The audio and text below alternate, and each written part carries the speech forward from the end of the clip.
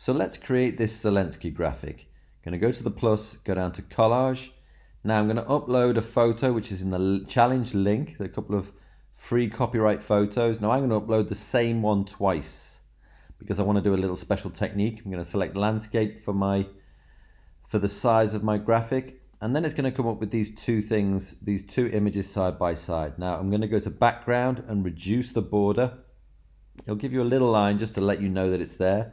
And after that, I'm going to zoom in on both images, increase it to number 4, and then I'm just going to make them appear like they're one photo by putting one half and then matching it with the other half here. There we go. It might take a little bit of time to line up, but you can also use the arrow keys, and I'm really happy with that. Now that I've got that, I'm going to select the image on the left-hand side, and I'm going to go down to effects, and I'm going to roughly get the Ukrainian colors in there. I can swap those over later because it's not quite right. But on the right hand side, I'm also going to go for grayscales just to give that level of seriousness. And I'm also going to press remove background. That's because I want to put something in a little bit later. Now you can change the color of the background once you've removed it. I'm going to do a solid white background. It makes it look a little bit cleaner, I think. And next it's time to put some text in. So I've got some words here, or some phrases and words that are going to describe Zelensky. Paste it in there, and then you can search through and find a font that you like. I'm looking for one which is all capitals. Let's see what this one is like. Maybe, yeah. Let me try another one, see what it's like.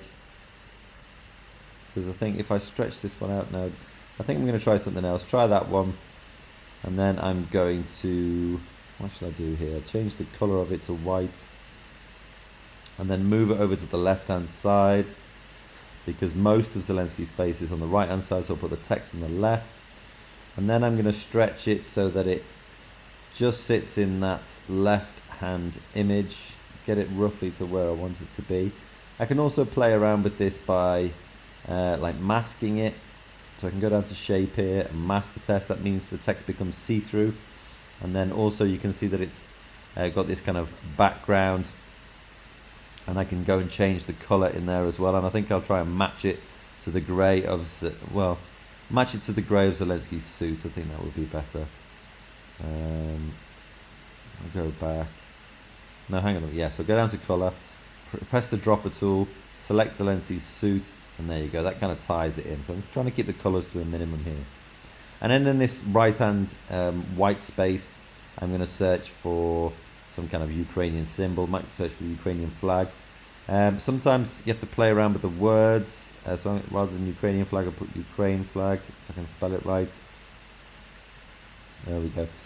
And maybe I'll try that one there. It's got the statue in there as well.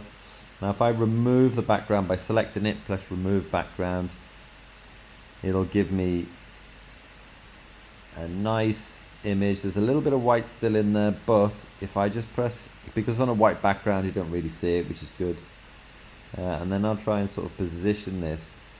Now I'm already thinking that maybe this is a little bit wide for what I'm looking for, so maybe I will, I think this is going to be too wide. So what I'll do is I'll get rid of that, go back to photos, and there was one up here. That one's very simple. So remove the background on that one again. And it's, long and tall. So if I stretch that out, and then I think I'll also just rotate it slightly. Let me just increase the size of this so we can see everything that's happening. Just move it up slightly. And then rotate it so it just fits in a little bit better. And then position it so it's not on Zelensky's face, but it's still in shot. Make sure it's not cropped off at the bottom just by extending it past the border.